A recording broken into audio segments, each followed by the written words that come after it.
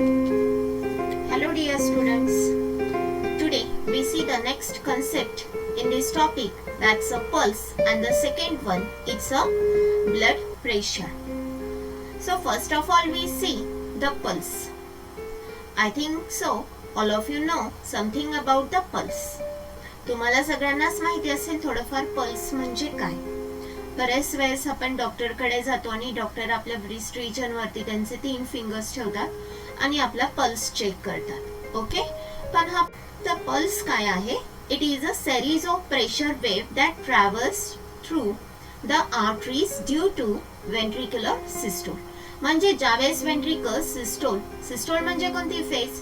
तर ती contraction phase मध्ये असते. ओके, त्या कॉन्ट्रॅक्शन फेज मध्ये आर्टरीज मध्ये जे प्रेशर क्रिएट होतं. ओके, पण ते प्रेशर कसं असतं? That is it's a series of wave that travels through the arteries due to the ventricular systole. That's it called as the pulse. मग आता पल्स कधी आणि कुठे बघितला जातो किंवा कुठे जास्त असतो? जी आर्टरीज हार्टच्या जवळ असते. ओके, आता आपली ही जर बॉडी कन्सिडर केली तर या बॉडीच्या या ठिकाणी असणार आहे हार्ट. ओके, या हार्टच्या जवळ कोणती आर्टरीज आहेत? पहिली आहे ब्रांचियल आर्टरीज, दुसरी आहे रेडियल आर्टरीज आणि 3 नंबरची आहे carotid arteries. Okay, and some we studied the fourth one is a femoral arteries. Okay, मग या ठिकाणी पल्स बघितला जातो जास्त प्रमाणामध्ये. That pulse it is a strongest in the arteries. ज्या आर्टरीज हार्टच्या जवळ आहे त्या ठिकाणी पल्स हा स्ट्रॉंग असतो. Okay, and this pulse it is gradually become weak in the arteries which is away from the heart. ज्या arteries हार्ट पासून दूर असतात त्या ठिकाणी पल्स हा कमी ऐकू येत असतो. Okay, it is felt easily. म्हणजे कुठे पल्स हा आपल्याला व्यवस्थित ऐकू येतो? That the arteries which is superficially placed.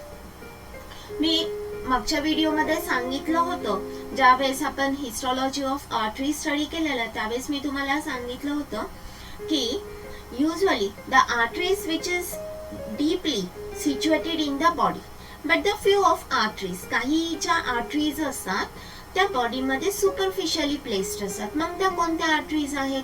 तर त्या ठिकाणी मी तुम्हाला 3 नावं सांगितले होते.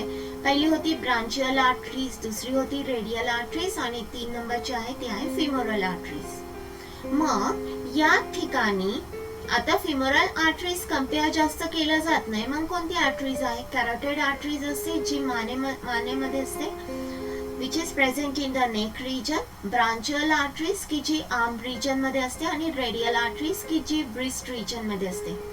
या 3 आर्टरीज मध्ये पल्स चेक केला जातो किंवा पल्स बघितला जातो.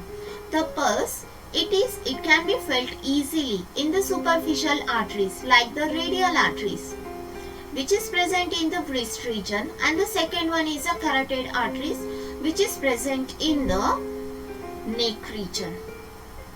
Okay, the pulse can be felt at a particular point on the body. The pulse rate it is always equals to the heart rate. म्हणजे पल्स रेट जेवढा असेल तेवढाच हार्ट रेट असणार आहे. हार्ट रेट जेवढा असणार आहे तेवढाच पल्स रेट असणार आहे. आता हार्ट रेट तर मला असं वाटतं की सगळ्यांनाच माहिती आहे 72 पर मिनिट. ओके, पण पल्स रेट कधी जास्त होऊ शकतो?